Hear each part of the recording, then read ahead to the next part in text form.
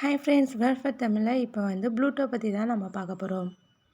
Pluto 2005 வரைக்கும் நமக்கு 9வது கிரகணமாக தான் நம்மளுடைய ப்ளூட்டோ இருந்திருக்கு. ப்ளூட்டோ தனித்தனி சுற்றுறதுக்கு 6.4 நாட்கள் எடுத்துக்கும். அதே மாதிரி சூரியனை சுற்றி வரதுக்கு 247 வருடம் வரைக்கும் எடுத்துக்குமா. சூரியன்கிட்ட இருந்து 700 கோடி தள்ளி இந்த ப்ளூட்டோ இருக்குது. இந்த பிளானட்டை வெறும் கண்ணால் பார்க்க முடியாது. ஆராய்ச்சியாளர்கள் நெப்டியூனையும் யுரேனஸையும் ஏதோ ஒன்று கண்ட்ரோல் பண்ணுது அப்படின்னு ஆராய்ச்சி பண்ணிகிட்டே இருந்தாங்க. அதுக்கு அடுத்தாப்புல தான் 1930 கண்டுபிடிச்சாங்க இந்த ப்ளூட்டோவை. ஆனால் அது சரியான முறையில் ஃபோட்டோ எடுக்க முடியல. ஓரளவுக்கு தான் ஃபோட்டோ எடுக்க முடிஞ்சுது. ஏன்னா ரொம்ப தள்ளி இருந்ததுனால அதால் ரொம்ப ஆராய்ச்சியும் பண்ண முடியலை.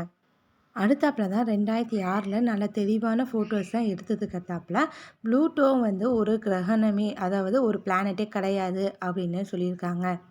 ஏன் அப்படின்னா ப்ளூட்டோ ரொம்பவே நீள்வட்ட பாதையில் சுற்றுதான். அது சுற்றும்போது நிறைய விண்கற்கள் அது கூடயே சுற்றுதான்.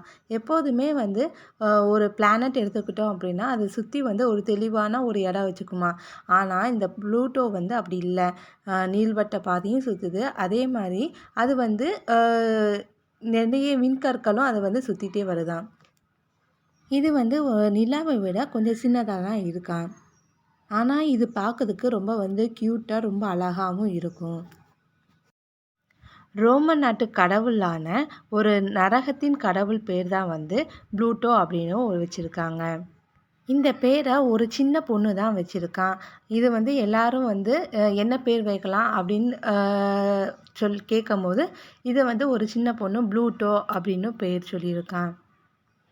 ப்ளூட்டோவில் மேக்னெட்டிக் ஃபீல்டும் கிராவிட்டி ஃபீல்டும் ரொம்ப கம்மியாக இருக்குமா.